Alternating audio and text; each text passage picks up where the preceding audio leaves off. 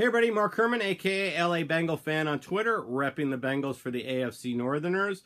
Well, for the second week in a row, I am doing a post-game show before the game's over. We just got a garbage score from Gio Bernard in garbage time. So if you did start Gio, congratulations, you got a touchdown.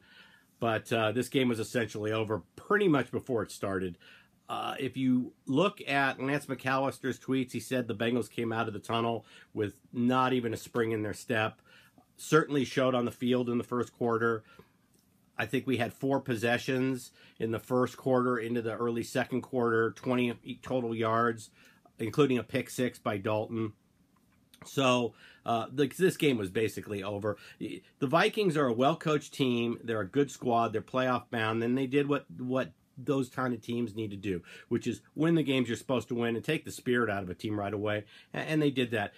I don't think anybody ever thought that the Bengals were even going to challenge in this game, especially due to the fact that we didn't have any of our starting linebacking core in. But it was a chance to see some younger players. Some took advantage of it, and some didn't. Sean Williams came into play today. He showed some real hustle. So did Iloka before he got hurt. And Geno Atkins also was Geno Atkins. He came to play. He does every week. Jordan Willis showed some hustle. Jordan Evans made some plays, missed some plays. He's a work in progress. And Hardy Nickerson, we really got an extended look at Hardy Nickerson, and he is very much a project. Doesn't see the field.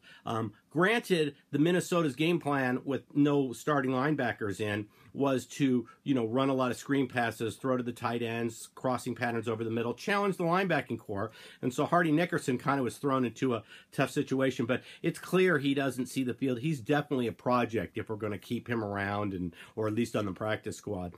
Most disturbing for me was the play calling, especially when we went for it late in the first quarter, early in the second. I think it was in the first quarter. We went for it on a 4th and 1, and they run a running play to the right side.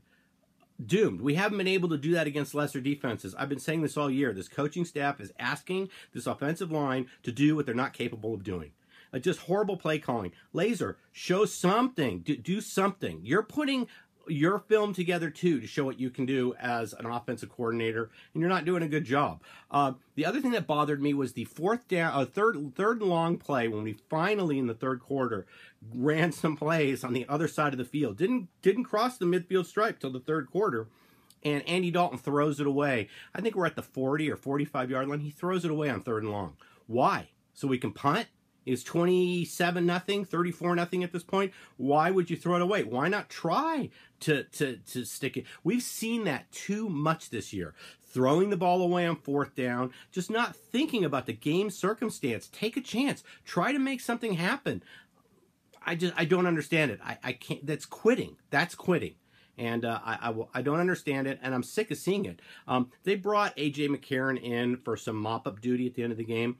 Let's give A.J. McCarron a start next week. Let's give him first-team reps during the week, and let's have him start the game against Detroit at home. Let's give him a fair chance to get some playing time in. If Dalton's going to throw it away on a 3rd and long when we're down, 4 scores or 5 scores, why not just give McCarron the start? I don't understand it. Obviously the big news was the announcement with Marvin Lewis saying that he would not be back in 2018. Either this is an early Christmas gift to Mike Zimmer, or this was an attempt by him to motivate the team, even though he said last week that it is not his job to motivate these guys. It's called coaching. It is your job, by the way. But if it was a gift for Mike Zimmer, mission accomplished, because this team came out dead from the get-go. Reports from the Bengal front office was that they are upset. They were taken by surprise by this announcement, and they were upset. And if that's true, then deactivate his card key. Make Gunther the head coach next week. I mean, what's the point? Look at the product you're putting on the field. If they're not going to try, we've seen teams today. The Giants showed up. They're making it hard on the Eagles. We see the Jets showed up against the Saints. We're seeing teams that are taking some pride in at least showing up. We're not. And if we're not going to do that, then what's the harm in starting McCarron next week? What's the harm in letting Gunther coach?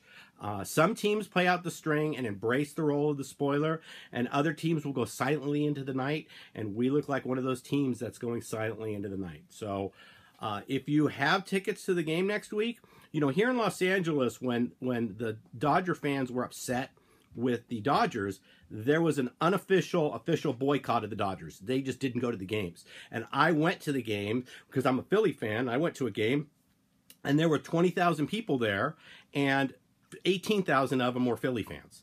And that sent a message to ownership that they're not coming out. You're not getting parking money. You're not getting concession money. Bengal fans need to do that. You need to make a statement to Mike Brown. If he's not going to do anything, then don't go to the game Sunday, because that's where they're making their money. That's the money that the owners get to keep, is concession money, parking money, stuff like that. Everything else is profit sharing. So, you know, in terms of the TV contract and things, you want to hit Mike Brown in the pocketbook, don't go to the game.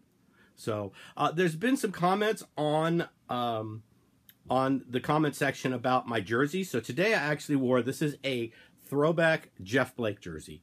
And that's because watching today's team, I feel like I'm watching the lost decade. So I thought it would be fitting to wear a Jeff Blake jersey for this post-game update. So enjoy the rest of your Sunday. I will put up a preview coming in. Let's see how the news goes to, you know, coming into the Detroit game. We've got 2 games left in the string.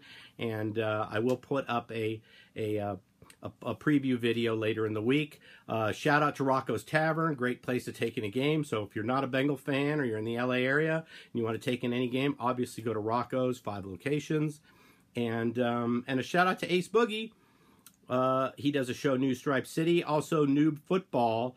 I think it's Joe Noob. He changed the thing, but that's our Ravens guy. He's going to put up a post-game Ravens report, so definitely check out. He does a podcast or a YouTube show previewing other games. So with that, I will sign out with fuck Marvin Lewis and fuck Mike Brown. Both you guys, put a better product on the field, guys. As Bengal fans, we deserve better. Have a good rest of your Sunday.